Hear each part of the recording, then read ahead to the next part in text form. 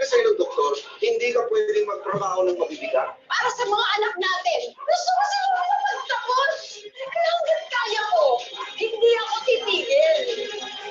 Kamakailan ay naging trending sa social media ang ilang maiikling liham na natuklasan ng isang anak sa isang tuhod.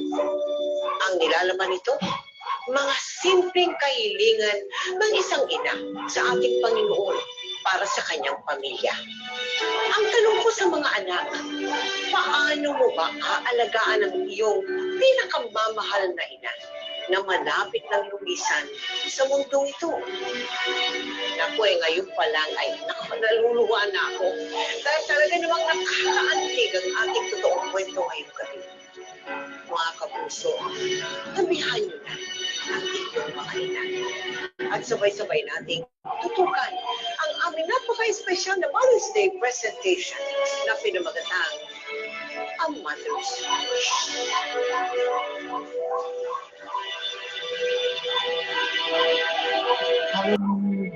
Alam pang taon, 3 taon na yan. May edad. Nay, salamat po. Lahat ng mararating ko sa buhay ay dahil sa iyo. At lahat ng kabutihang meron ako ay dahil sa pagmamahal mo. Salamat. Salamat po sa pag-alay ng buhay mo para sa akin.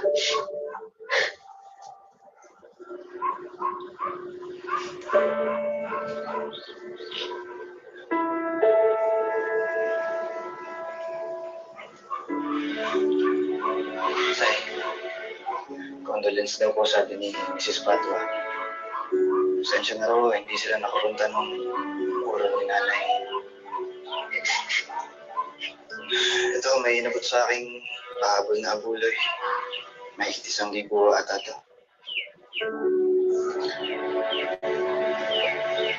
Kaya nga kay Missy yan.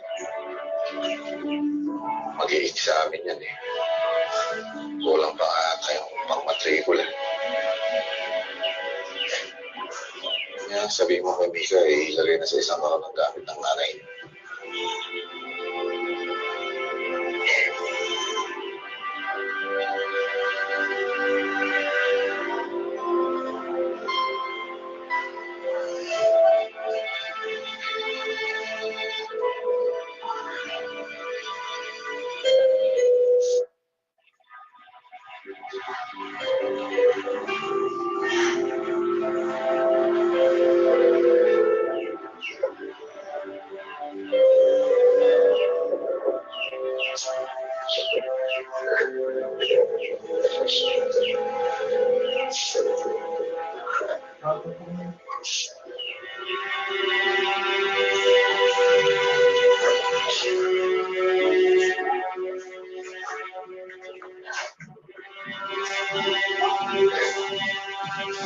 Mother's Day presentation is finally done.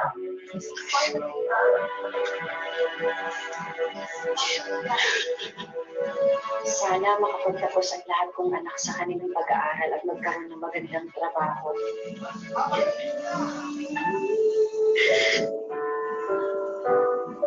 Matapos ang Missy! Ate, Missy! Alam mo ko dito mapapasay mga relo mo na ayaw mo. Oo, yun ito na. Yan ang gagawin, parang iba na yung bubong. Nay! Hindi yan. Hindi mag-iiba-iba yan. Okay, umuulan lang. Ken. Ay! Gusto ko yan. Oh, yun! Tanda mo ka mag-iibalas. Naku eh, wala na yung bukong eh. Kaya ang bukitasan ng baha. Si Jimbo, nasa si Jimbo? Ibinibigis yung kawayan kasi nga bumigay. Ang bihira, Luya. Yung bata ang iniwan mo dun, baka mali para ng yero. Hindi dito. Ay, naku! Naku, yung kapatid mo! Naku na! Tinutulungan ko na si Jimbo! Ay, parang kayo madulas. Okay naman pang salo. Opo. Mag-ingat kayo. Okay lalabas. Joby! Mika, ikwento mo nga sa amin nung nagdadalaga ka pa, kamusta ang family life niyo? Ang aking pong nanay ay isa lamang po siyang barangay health worker noon. Naglalabada din po at nag-aalaga po siya ng bata. Ang akin naman pong tatay ay isa po siyang laborer po. So kami pong magkakapatid, lumaki po kami na sanay po kami sa hirap ng buhay. Hindi naman po totally na sobrang hirap. Kami pong magkakapatid ay natuto po kami magtinda po ng mga banana cue, butchi po na ginagawa. Tulong kayo. Opo, yun po ay niluluto po ng aming tita tapos binibigyan po kami ng pera kapag ka po kami nakakabenta. Oo. Opo. Kami rin po ay natuto rin po kaming magtinda rin po kami ng mga bakal at bote po. Bakal at bote. Opo. Kasi po nung kami mga bata bunod, parang gusto po namin magkapera. Parang magkaroon lang po kami ng piso. Pambili ng loli. Opo, makabili ng lollipop. lollipop. Sa kabila po nun, kami pong mga magkakapatid ay nag-aaral naman po kami. Kahit po ang trabaho po ni Nana ay naglalabandera po, pinipilit niya po mapag-aral po kaming apat na magkakapatid po. Mika, anak, ako na dyan. Okay na po na eh. Tapos na rin. Sige na, mag-aral ka na dun. Apo. Oh, ang dami pa pala nakakalit na damit. Tara na, kadali na dyan. Mag-aral ka na nga, di ba? May examen ka eh. Ako na. Ay. Ano? Nay, kasi po, hindi po ako makakapag-exam. Hindi po ako nakapagpagawa sa inyo ng promissory note ni tatay. May kulang pa po akong 500 sa tuition fee ko. Kailan ba dapat ibigay ang promissory note na yan? Ano po, isang linggo pa. Kasi po kasi inisip ko wala po tayo bayad kasi pinagkita tayo tapos nagbayad ka po ng tuition ni Kuya. Paano ka nakasiguro wala tayong pambayad na 500? Sorry po, Nay. Ano bang mas malaking problema, Mika? Yung akala mo wala tayong pambayad sa tuition mo o yung akala mo mag-e-exam ka pero hindi ka pala gagraduate dahil inatrasan mo? Nakikita mo to? Kita mo yan? Uniforme mo to. Di ba? Ilang butas pa. Ang tas-tasan tinahi ko dito para araw-araw may susuot ka sa eskwelahan. Minsan ba sinabi ko, anak, hindi ka pwede pumasok, wala ka isusuot. Hindi, di ba? Araw-araw pumapasok ka na malinis at planchado ang uniform mo. Sa tingin mo, hindi ko kayang gawin ng paraan yung pes kay 500 na yan! Ha? Ay, tama niyan. Pupunta ako ngayon sa eskwelahan mo. Kakausapin ko yung teacher mo. Kung kailangan ko lumukod, gagawin ko. Para makapag-exam ka. Kayong dalawa tatandaan niyo to, ha? Hanggat buhay ako, hanggat kaya ko, walang titigil sa inyo sa pag-aaral. Wala. Naintindihan?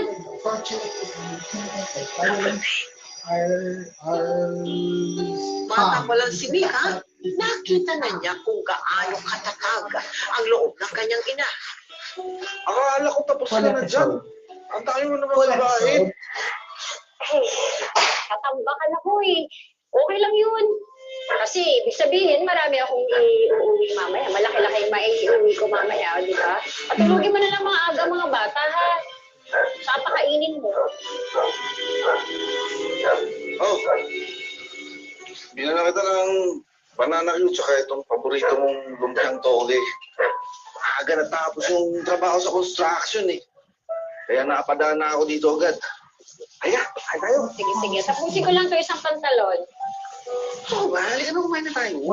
Sige na nga. Naalala ko. Hindi pa nga pala ako nananakalian. Hala ka! Hindi ka dapat nagpapaliwas ng gutom. Maulsan yan. Kung ganun. Ayokong yudo ng maaga. Wala akong patahin na. Uy! Grabe to! Sira ka talaga. Matagal ang buhay ko. At saka hindi ko gusto ng bunso. Ikaw talaga. Oh. Basta ko kayo mag-test. Bili mo ng pansit ang mga bata ha, kanton. Tapos, syempre, pag may sobra, sama mo, ice cream. Kung kulang, ako na. Bakit ba naging asawa pa kita? Ano?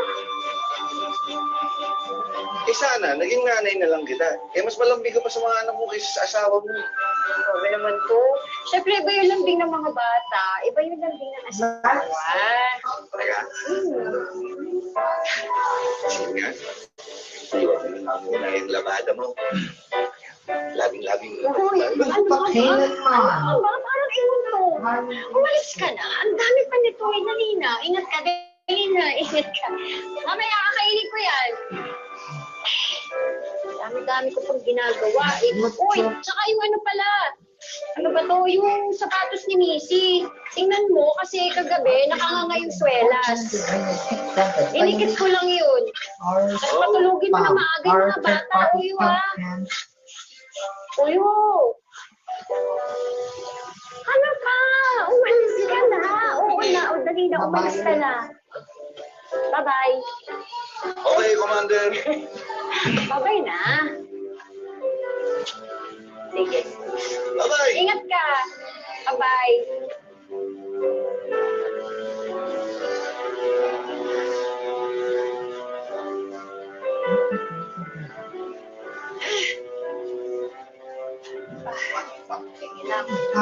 Well, Ayan, your California tube.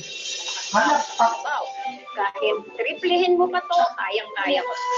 Hindi lang maasikaso sa kanyang mga anak si Chofi, kundi isa rin siyang ina na marunong dumisiplina at magpahalaga sa edukasyon ng kanyang mga anak.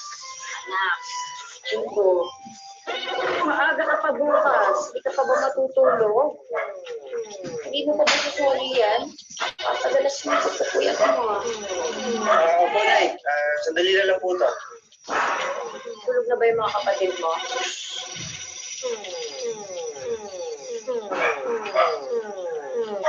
Aka na nga to. Isuli mo na nga to. Nakaka-istorbo to sa'yo eh. Sasuli ko na nga po bukas. Kaya nga po sinusulit ko na eh. Ano ba problema, Nay? Naglilibang lang naman ako ah. Kanina bago ka pumasok, naglalaro ka. Pag uwi mo, nandiyan ka pa rin. Anong paglilibang ang sinasabi mo? Naaadi ka na dyan eh. Hindi ko kinaantok eh. Kaya nga po naglalaro para antukin. Ah, pinipiloso po mo ko. Sa tingin mo ba yung lintik na laruan niya, nakakatulong yan sa'yo, Jimbo? Hindi naman eh. Bakit ba lagi na lang yung sa tingin yung tama? Dapat tama rin sa amin. Tapos yung mga sa tingin yung mali. Kami lagi yung palpak.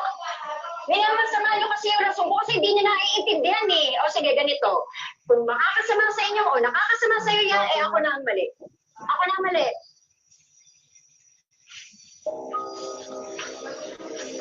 Hoy, Jimbo, hindi pa ako tapos. Jimbo, kinakausap pa kita. Wala naman sana akong bastusin, anak. Sasalita pa ang tao eh.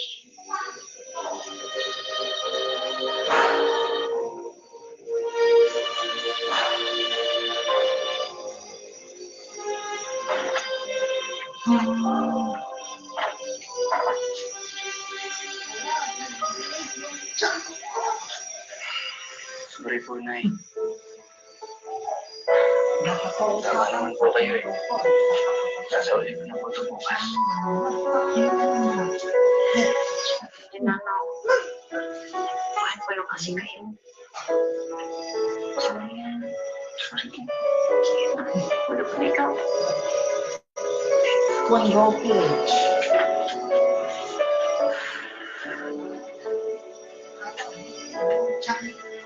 Alam, pinag-dilig yung sa inyo. Nakakasinang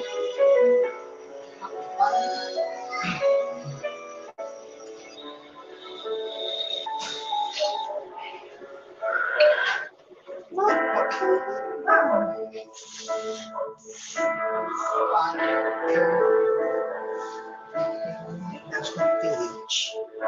Philippine National PH.com.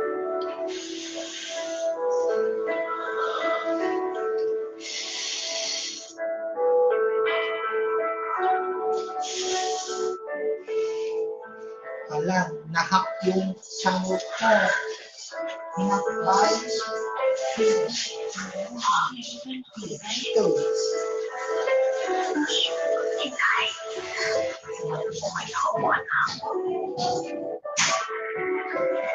Sigurado po kayo. Hindi ko po kayo mag-claim sa akin. Sabi ko na ako, nakahapon lang ako.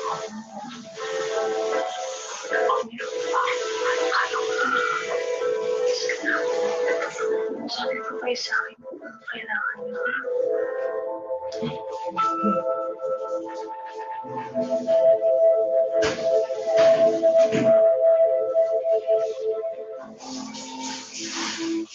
Kailan mo napansin na merong iniindang sakit ang nanay niya? Nung year 2020 po, yun lang po yung time na parang nalaman po namin na meron po siyang iniinda pong sakit po sa kanyang dibdib po. Actually po kasi sinanay po kapag po siya ay may mga nararamdamang sakit, hindi po siya yung daingin po na dumadaing po sa amin. Mas gusto niya po na sinasarili niya lang po. Then how one strike. One strike. Strike. One.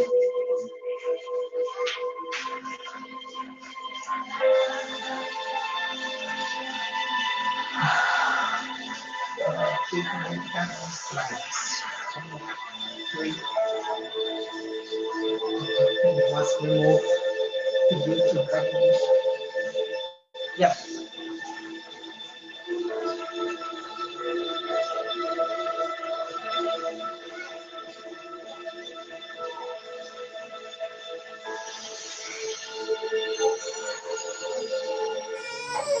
Subscribe now to #MPK YouTube channel to click here to subscribe your channel and click the notifications bell to below. Thank you for watching. See you soon. Bye bye.